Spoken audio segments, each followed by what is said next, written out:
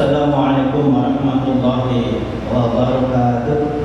Menghindari larangan-larangan dari Allah Subhanahu wa taala.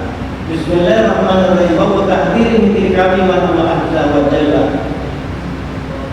Yaitu untuk menghindari dari perbuatan yang melanggar apa saja yang telah dilarang oleh Allah Subhanahu wa taala ataupun dari utusannya itu Nabi Muhammad sallallahu alaihi wasallam. Jadi harus menghindari apa saja yang dilarang oleh Allah Subhanahu wa taala dan juga oleh Rasulnya. Ketika seseorang melaksanakan ketaatan, tidak ada ujungnya kalau Allah. So Allah itu tidak mengalami maka tak akan sedikit pun menambah kekayaannya. Berbeda dengan mitologi, mitos-mitos dewa-dewa Yunani misalkan. Dewa itu kuat, karena manusia banyak menyembah.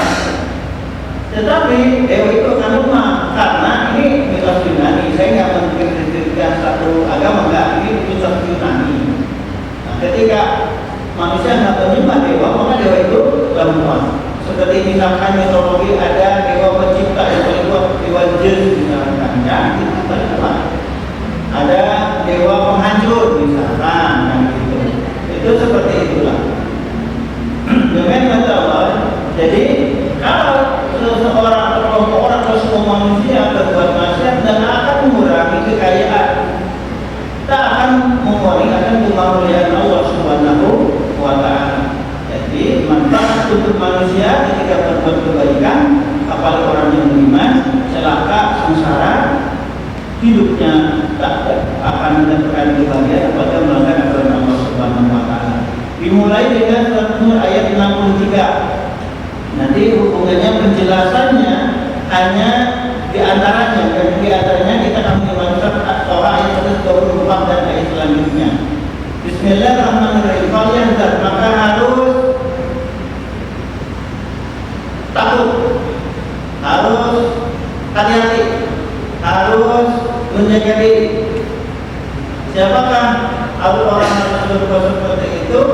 Adalah dijelaskan oleh Allah dalam An-Nur ayat 63. Alladzina yakhalifuna, harus takut orang-orang yang menyalahi an amrihi, aturan Allah atau Rasul Muhammad SAW. Harus takut karena melanggar aturan Allah. Jadi apa? Antusibahum, akan menimpa kepada mereka fitnatun, fitnah, cobaan. Apa fitnah? Yang pertama adalah dia disebut orang munafik.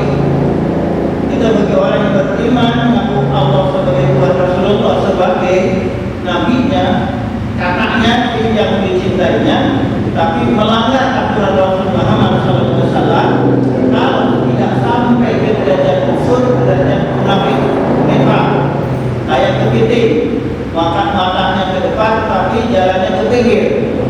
Atau yang aneh lagi, mundur-mundur, mukanya di depan tapi jalannya mundur. Bapak pernah mundur-mundur, Pak? Sekarang jalan di Batam mulutnya mundur-mundur, jadi pasir-pasir, Pak. Itu katanya Pak diabetes. Di Indonesia itu sempat diobat sampai kulit ular kobra pun katanya itu obat. Anak tikus putus stamina. Saya pernah nengok, Pak.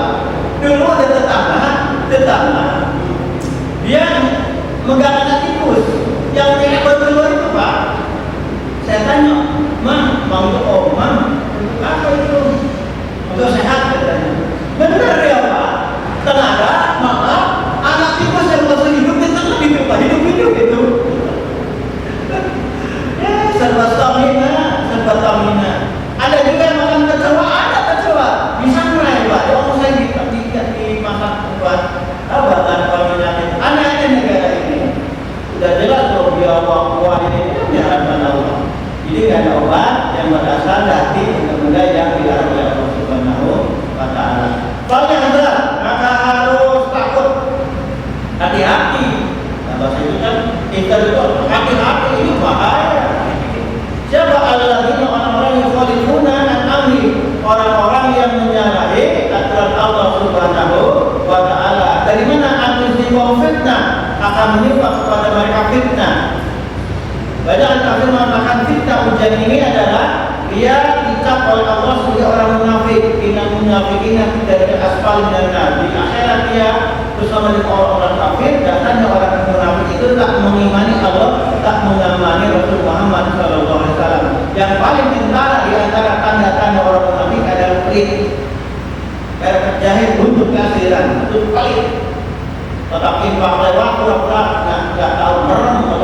sampai ada, tapi jaga ini jauh menarik.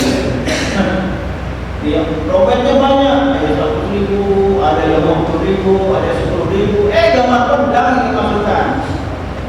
Yang 1.000 perak itu apa? Atau gambar monyet yang 2.000.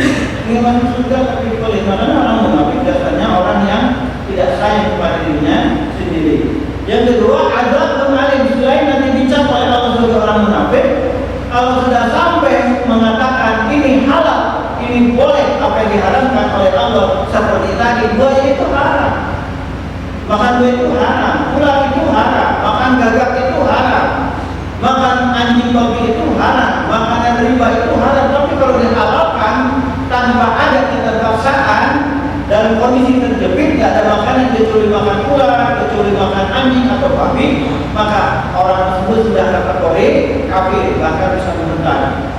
Sholat tidak wajib, puasa tidak wajib, zakat tidak wajib, atau haji tidak usah ke Baitullah, ke Bali saja, di Bali lebih enak. Banyak makanan, kalau usah ada pemuda, capek-capek haji, baik ini sampai 24 tahun, itu sudah keluar dari Islam. Yang pertama, kedua, azab alim akan mendapatkan azab siksa yang terhidupnya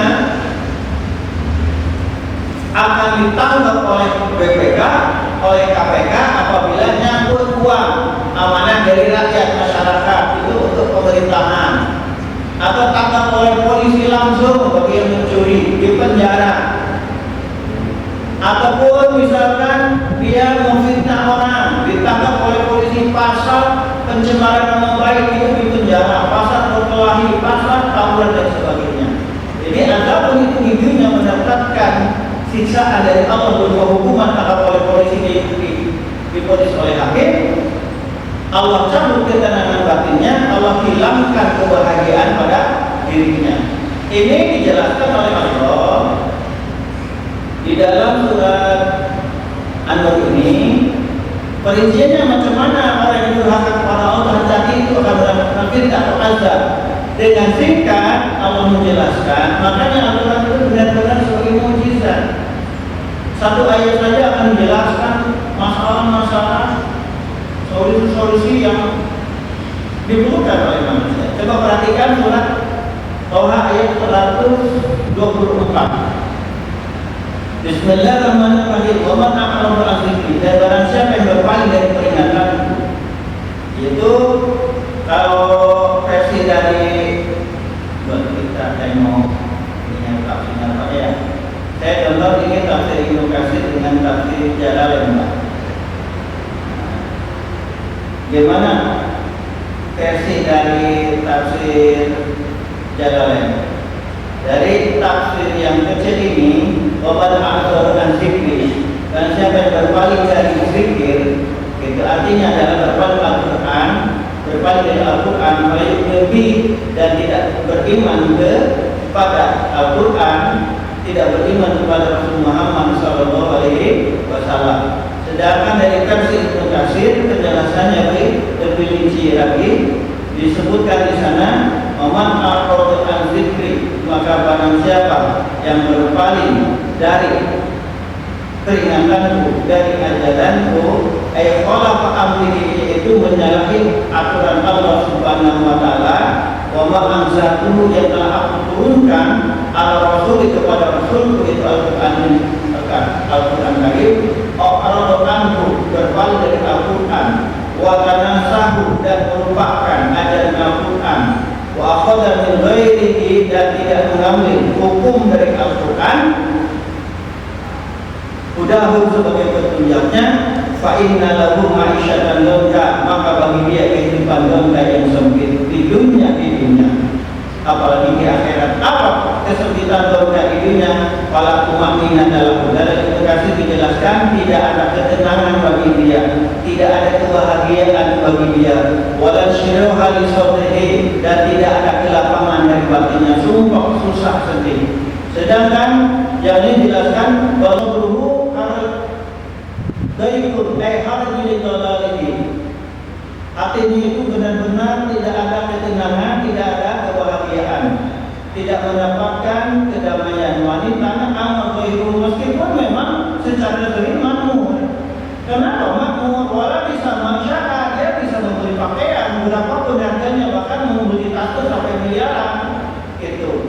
memberi nafsu sampai harga miliaran